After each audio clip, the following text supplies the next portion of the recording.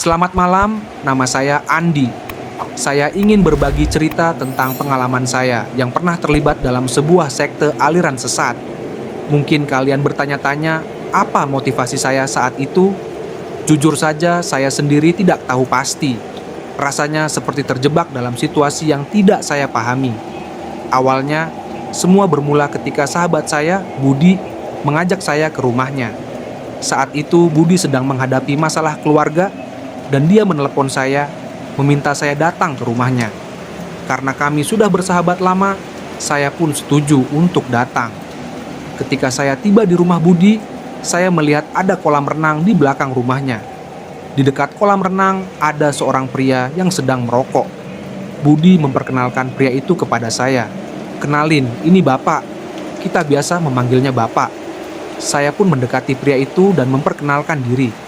"Selamat malam, Pak. Nama saya Andi," kata saya sambil menjabat tangannya. Bapak itu menatap saya dengan tajam dan berkata, "Kamu jadiin ya." Saya bingung dengan apa yang dimaksud oleh Bapak itu. Namun, karena Budi adalah sahabat saya mencoba untuk mengikuti alur yang ada. Setelah pertemuan pertama itu, saya mulai sering datang ke rumah Budi dan berinteraksi dengan Bapak. Bapak sering bercerita tentang gurunya yang disebut sebagai Raja Jin. Saya tidak terlalu paham apa maksudnya, tapi saya merasa ada sesuatu yang aneh dengan semua ini. Setelah beberapa waktu, saya mulai merasa bahwa saya terjebak dalam sesuatu yang tidak saya mengerti. Namun, alhamdulillah, sekarang saya sudah hijrah dan berusaha untuk menjalani hidup yang lebih baik. Saya bergaul dengan orang-orang yang lebih positif dan belajar banyak dari mereka. Nama pria itu adalah Pak Joko. Dia sudah meninggal. Makamnya terletak di suatu tempat yang agak terpencil di Gunung Salak. Di situ ada semacam silsilah keluarga yang tertulis di tembok makam. Saya teringat bahwa nama Pak Joko ada di dalam silsilah tersebut. Jadi saya mulai merasa penasaran. Saya mencoba mencari tahu lebih lanjut. Ternyata ada tulisan di tembok yang berbunyi, "Daripada berpikir lebih baik berzikir." Tulisan itu membuat saya merasa agak ragu untuk bertanya lebih jauh. Akhirnya, saya memutuskan untuk tidur dan melanjutkan pencarian saya keesokan harinya. Keesokan paginya, setelah sholat subuh, kami bersiap-siap untuk mendaki Gunung Salak. Jalannya cukup menantang dan berliku-liku, terlebih karena saat itu cuaca mendung dan mulai turun hujan.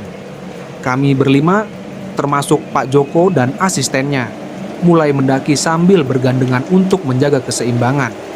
Saat hujan turun semakin deras, saya terkejut melihat bahwa meskipun hujan, kami semua tetap kering.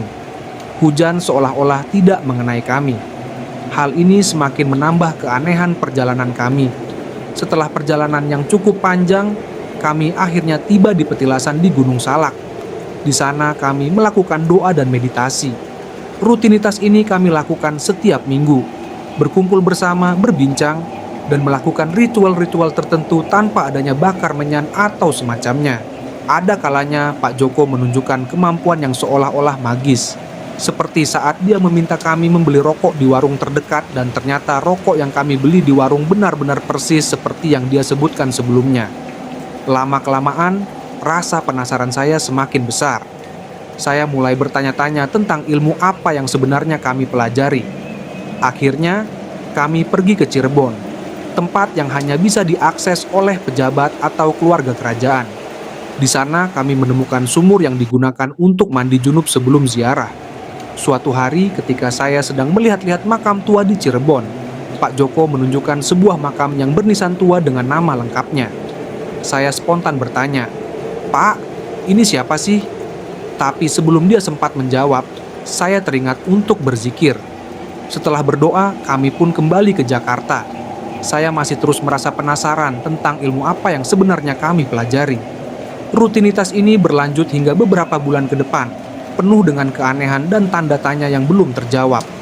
Setelah kejadian di Cirebon, saya semakin memegang erat prinsip daripada berpikir lebih baik berzikir. Saya takut kalau melanggar bisa jadi kualat. Sejak saat itu, saya selalu mengikuti rutinitas tiap malam Selasa malam kelahiran saya. Baik itu di rumah Pak Joko atau di rumah saya sendiri. Suatu hari, ketika kami sedang di rumah Pak Joko, dia tiba-tiba meminta kami bersiap-siap untuk pergi ke Garut. Kami pun mulai mengemas barang-barang dan bersiap untuk perjalanan. Bersama Yuli, Rudi, dan asisten Pak Joko, kami berangkat ke Garut. Di tengah perjalanan, saya baru ingat belum mengambil uang di ATM.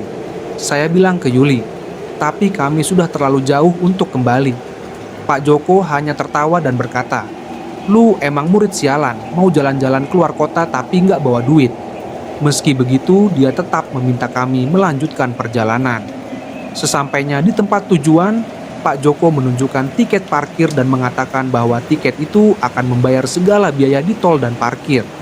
Saya terkejut melihat keajaiban yang terjadi. Tiket parkir yang seharusnya hanya selembar kertas bekas, ternyata bisa digunakan untuk membayar tol dan parkir. Kami melanjutkan perjalanan menuju Pameongpeok, tempat anak teman Pak Joko yang meninggal. Saat tiba di Garut, kami berhenti di sebuah warung untuk membeli makanan dan minuman. Pak Joko meminta saya untuk berhati-hati, karena tempat itu terkenal dengan keanehannya. Benar saja, saat kami sedang istirahat, saya melihat seorang pria yang tampaknya biasa saja, tiba-tiba berubah menjadi macan. Pak Joko menenangkan kami dan kami melanjutkan perjalanan ke rumah teman Pak Joko. Saat sampai di sana, kami disambut oleh santri-santri dan disuguhi teh. Ternyata tempat itu adalah pondok pesantren yang dikelola oleh cucu teman Pak Joko. Kami tidur di sana semalam sebelum melanjutkan perjalanan keesokan paginya. Keesokan harinya, setelah salat subuh, kami menuju ke makam anak teman Pak Joko. Saya kaget mengetahui bahwa anak teman Pak Joko yang meninggal ternyata berusia 82 tahun. Usia yang cukup tua, tapi tetap diperlakukan dengan hormat oleh keluarganya. Malam harinya, sambil ngopi dan merokok, saya mulai bertanya-tanya tentang tujuan perjalanan kami dan ilmu apa yang sebenarnya kami pelajari. Pak Joko hanya tersenyum dan menyuruh kami untuk berzikir. Hingga sekarang, banyak hal yang masih menjadi tanda tanya bagi saya tentang perjalanan ini dan ilmu yang diajarkan oleh Pak Joko. Malam itu, kami berkumpul, ngopi, dan merokok sambil ngobrol. Pak Joko tiba-tiba bertanya, "Kalian ingat nggak kita kesini ngapain?" "Kita mau ziarah ke makam anak teman saya yang meninggal." Saya terkejut, karena ternyata orang yang menyambut kami sebelumnya adalah anaknya yang sudah meninggal. Keesokan paginya, kami pergi ziarah ke makam tersebut.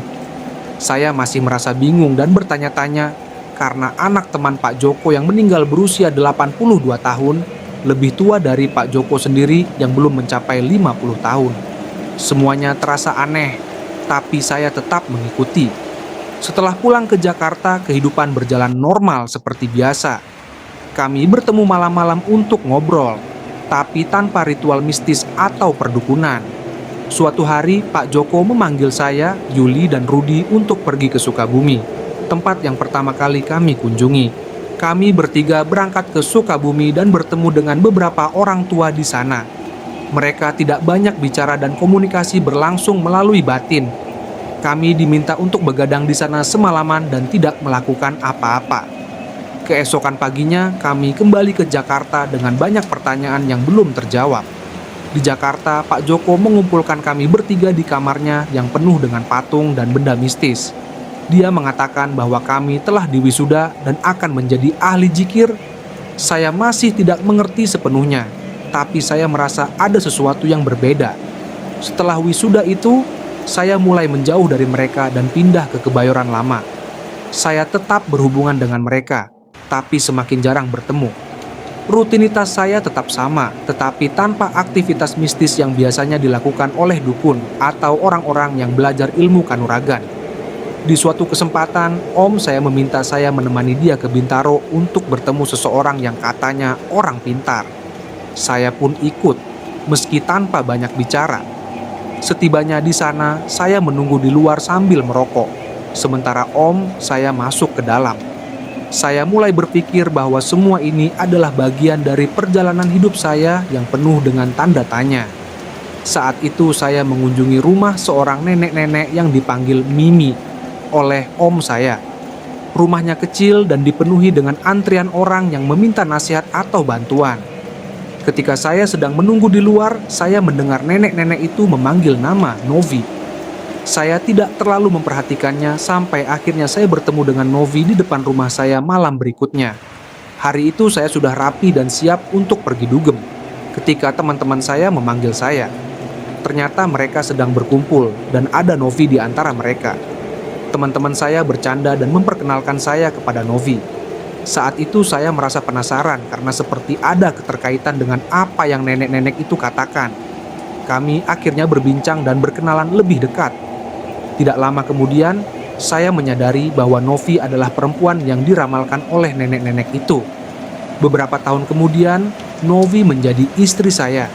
Setelah pertemuan dengan nenek-nenek itu, saya mencoba membuka usaha kecil-kecilan dengan harapan mendapat penglaris.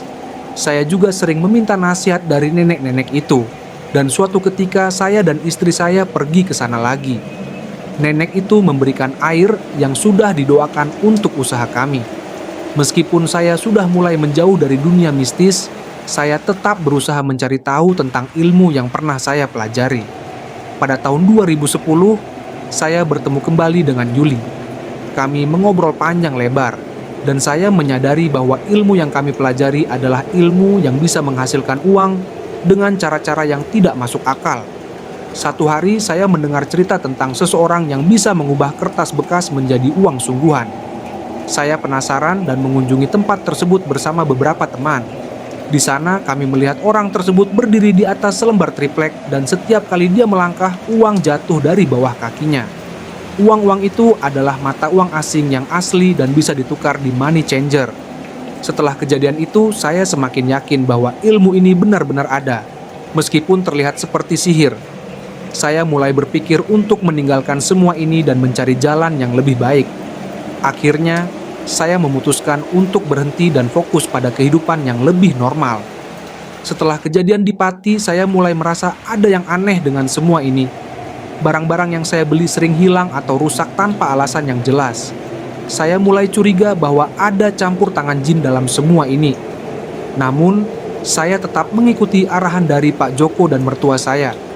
Suatu hari, mertua saya mengajak saya ke Pati untuk bertemu dengan Mbah Mantel dan Maskis. Kami berangkat bersama dan tiba di Pati, tempat kami melakukan ritual di makam Angling Dharma. Kami disuruh berendam di air yang mengalir di sekitar makam tersebut. Meskipun terasa aneh, saya tetap mengikuti arahan mereka. Setelah selesai, kami melanjutkan perjalanan ke Demak dan Kudus untuk ziarah ke makam Wali Songo.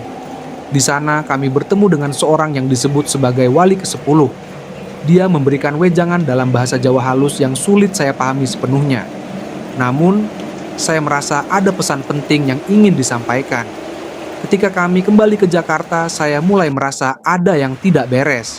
Saya sering bermimpi didatangi sosok putih yang meminta saya untuk kembali ke jalan yang benar.